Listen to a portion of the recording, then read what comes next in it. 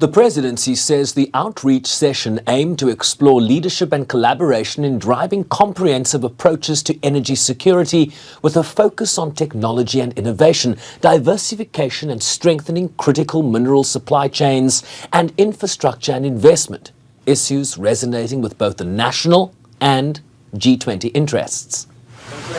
Ramaphosa said the G7 should support the efforts of the Global South to create a fair, just and inclusive global order that would foster sustainable development for all. Well, we've just concluded our visit to Canada to attend the G7 summit. It's been most meaningful for us, particularly as we are the president of the G20. We've had the opportunity to interact with a number of heads of states and government of various countries. And the issues that we put on the table is the issue of climate change and how important it should be treated by the global community with regard to our just energy transition, and also what we intend to achieve out of the G20 with regard to climate change, the financing thereof, but more particularly how we deal with the after effects of climate change, particularly the floods that we've been suffering from, where a number of our people have died, as well as the destruction of infrastructure.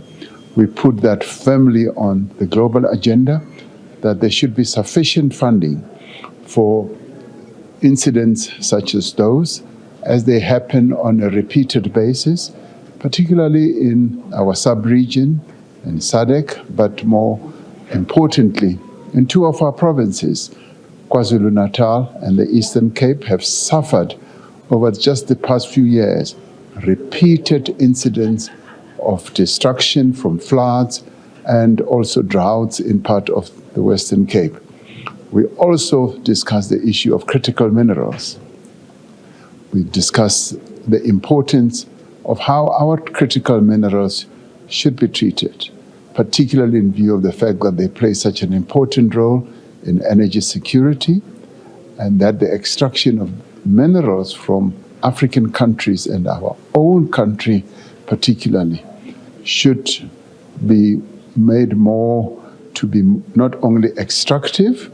but also to have value add, where beneficiation becomes the order of the day.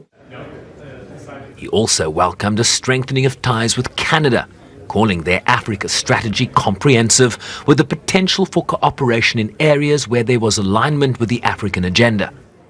The president used the opportunity to have key conversations with a number of leaders whose countries have representation in both the G7 and the G20, among them Canada, South Korea, Germany, India, France, and the EU bloc, among others. A possible encounter with US President Donald Trump did not materialize due to his early departure from the summit to return to Washington to weigh the possibility of greater US involvement in support of Israel in its war against Iran.